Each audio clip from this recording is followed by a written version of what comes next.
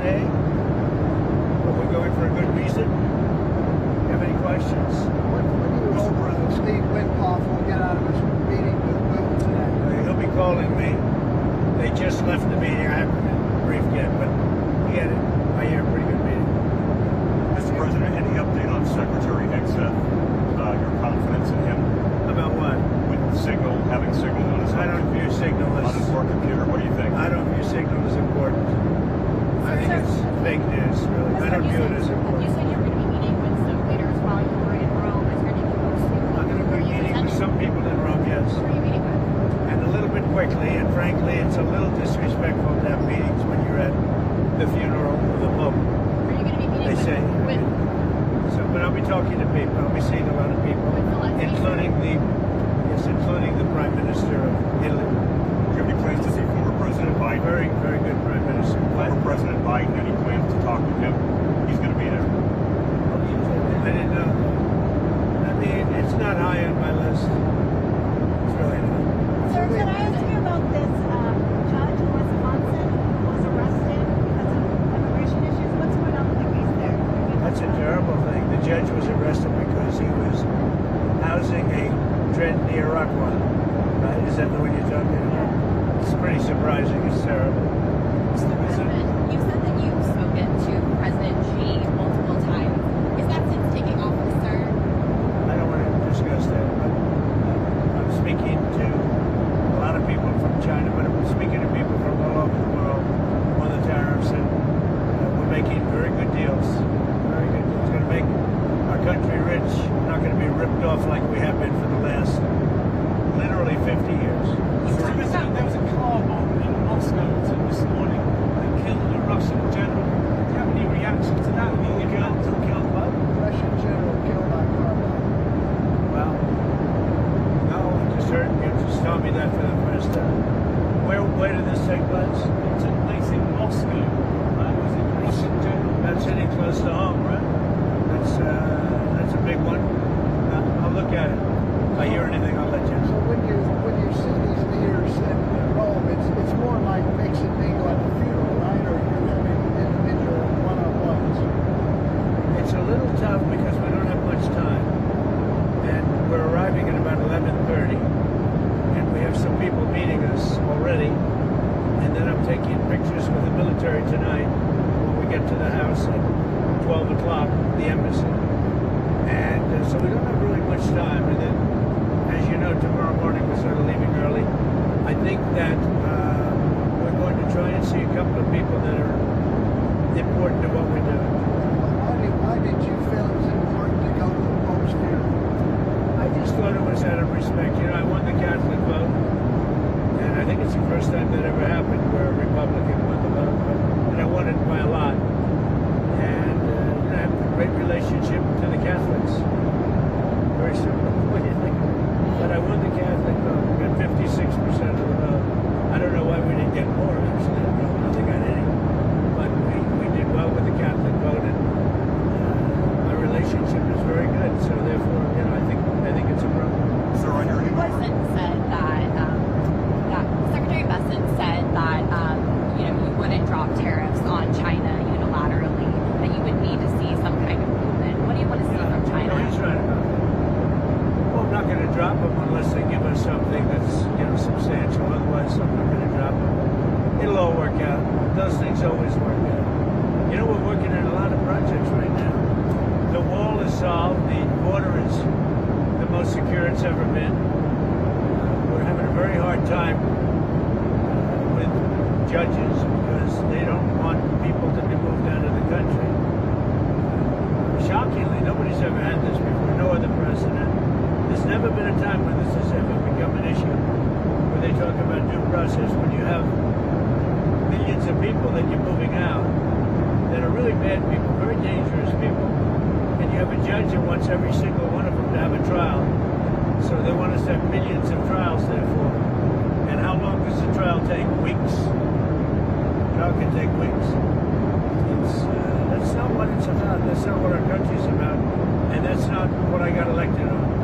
And these are judges that just want to, show how big and important they are. They're local federal judges, and they shouldn't be allowed to do it. You know, we have hundreds of thousands of people that we want to get out of the country, and the courts are holding us back. Some judge that nobody ever heard of is holding us back. It's very dangerous for our country. I mean, you want to see a country that'll have crime? Let that happen, because it's really dangerous for our country, and I can't believe the Supreme Court would let that stand. What kind of movement do you consider substantial from China? Well, free up China. You know, let us go in and work China, because frankly, that's what we wanted last time. We almost got it, and then they backed out of that deal. But we had it to go into China and sell our product, sell our wares. In other words, it's called Open China. That would be great. That would be a big win. But I'm not even sure I'm going to ask for it, because they don't want it open. Mr. They President, don't want it open. on the immigration front, The big thing are the tariffs.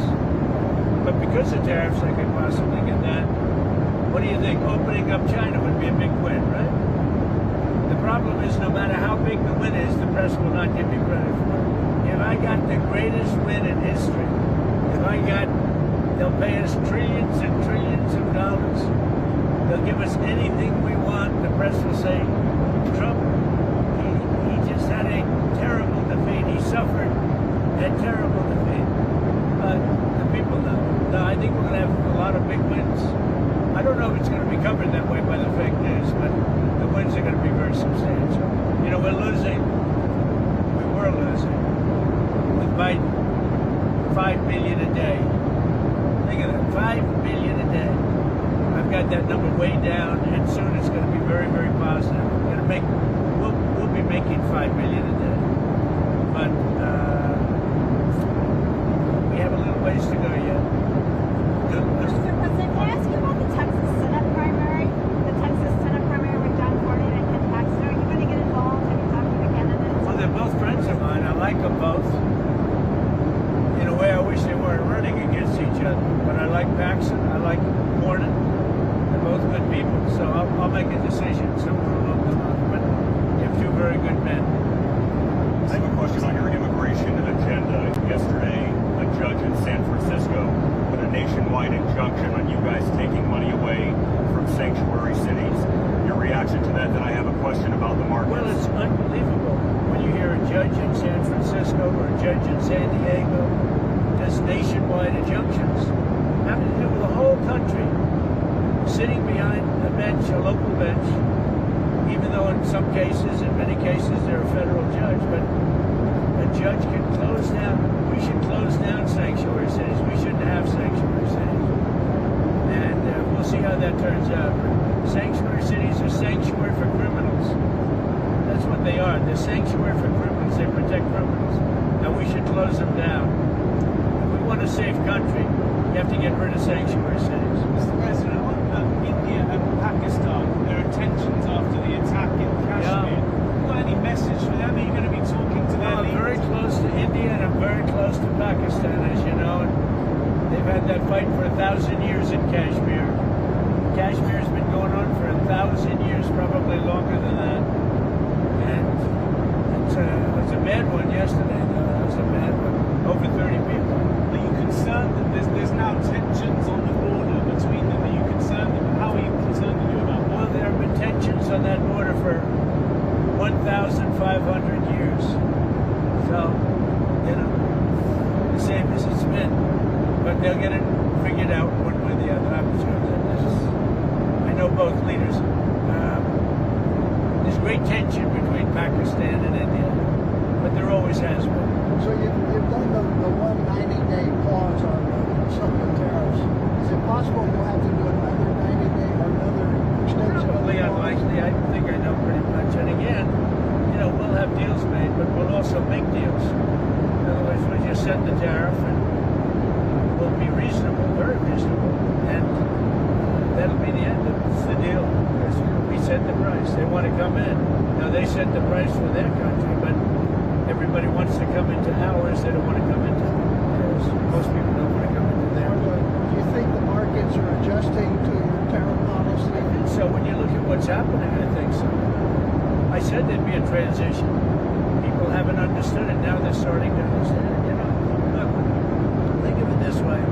We've lost billions of dollars a day for years on trade. Millions. Not going to happen. We're going to make millions of dollars a day. Because that's not sustainable. Mr. President, can you commit that nobody on your financial team was giving any type of tips to Wall Street executives about deals with India? There was some reporting yesterday that people had heads up on Wall Street, possibly to make money. Can you commit that that did not happen? I can commit to myself. That's all I can commit. You know, I have thousands of people that work for me, but I can't imagine anybody doing that. If they did. I have very honorable people that I can say, so I can't even imagine it. But no, I haven't even heard that actually. Sir, there have been some concerns about access to food, medicine coming into Gaza.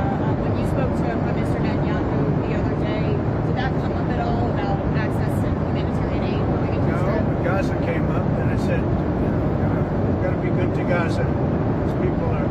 Those people are suffering. We've got to be good to Gaza. We're going to take care of them. There's a very big need for medicine, food and medicine, and we're taking care of it. In terms of like opening up more access We're points pushing or people very hard. pushing the Israelis We are to open up more access very points? hard to get food and medicine into Gaza. How did the Prime Minister respond to that? Well, felt well about it. Okay? We've got these Iran technical talks tomorrow in Oman. What do you think any kind The of Iran situation's coming out very well. We've had a lot of talks with them, and I think we're going to have a deal. I'd much rather have a deal than the other alternative. That'd be good for humanity. will it start with an interim deal of some sort? How's it I think it's going to be pretty much, we're not looking to do lots of long-term. It's a very simple deal. One thing, they just can't have a nuclear weapon. I'm saving a lot of money just on that. Having a nuclear weapon is really expensive, but it's also very dangerous, and they can't have a nuclear weapon. And just that, I'm saving them billions and billions of dollars, because that's what it would cost. Now, with that being said, the Iran deal is coming along very well. We're dealing at the highest levels of Iran, and I think they want to make a deal, and we want to make a deal. There are some people that want to make a different kind of a deal, a much nastier deal, and I don't want that to happen to Iran if we can avoid it. Thank you very much, everybody. Thank you, Mr. President. What's on tap for Melania's birthday? Oh, she's gonna have a great birthday. she's got a working birthday. She's up front. I should send her back. You want to have somebody answer a question? I'll send her back into the lion's den. My question. Susie, let's send Melania back to the lion's den. Are you taking her to dinner, Mr. They, President? by the way, they would love that. Wouldn't you? Are you going to dinner? Can we see your office up there sometime this weekend? Yeah, you can come up. We'll let them come up later. Okay. Mr. President, are you taking Melania to Maybe dinner? going back. Are you taking Mrs. Trump to dinner? Have you had time to get her a present? You've been very busy. I'll take her for dinner on the Boeing. I'll take her for dinner on AirForce One. There you go. I haven't had much time to buy presents now. We've been pretty busy. But it's working out. Things are working out very well. And people are starting to understand how good tariffs are for us. And, you know, tariffs have been used against us for 50 years. Now, I never understood it as a private person why we allowed that to happen. You know, it goes back a long time, but I never understood it. Why did we allow that to happen? Where we couldn't go into China, but they could come here. We couldn't go into Europe, but they could come here. So many, every place. We couldn't go into India, they could come here. I never understood why they allowed that. And I don't blame the countries, I blame the presidents for allowing